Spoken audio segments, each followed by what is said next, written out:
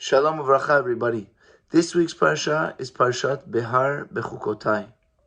We're finishing the third book of the Torah, Vayikra, Leviticus, which is talking a lot about the laws of the Kohanim. This last parsha actually discusses the laws of the Shemitah year, the sabbatical year. We know the 7th year in Israel, where the land is supposed to just be left fallow, don't work the land, let the fruits be eaten by anybody. It's kind of called hefker in Hebrew, that you're relinquishing ownership for that 7 year, that it's open for everybody. You could also obviously eat it, but it's also open to everybody. It's open to the public, open to animals. And this whole concept in the Torah of taking the 7th year off, taking the 7th day off, having this cycle of life where we know we need to work, and it's important to work, but at the same time we know we need to take a day to reconnect, to refocus, to replenish.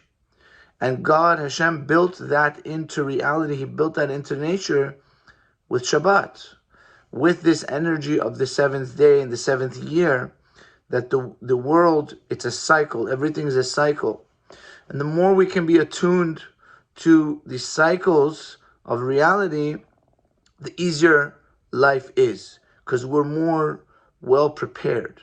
The brain really is a predictor. Our brain likes to predict things. Our brain likes to know things.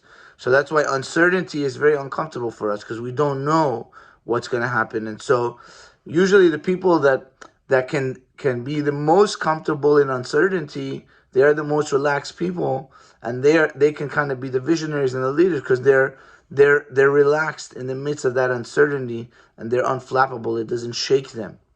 So this is kind of this idea of Shabbat and the Shemitah, the sabbatical year, is kind of this idea of learning to tune into these energies of nature and being connected, so we can bring that into our life. When do we need to take a rest? When do we need to work? When do we need to focus on self-care?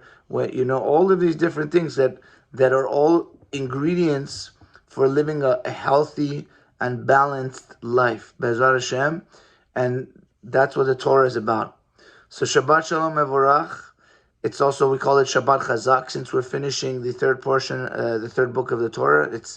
And we'd also like to invite you for a luncheon tomorrow at Kal Joseph in honor of our senior Chazan Sas Ezra, who recently passed away. We're having a beautiful lunch after services tomorrow at Kal Joseph. We'd love to see you all. Shabbat Shalom Umevorach.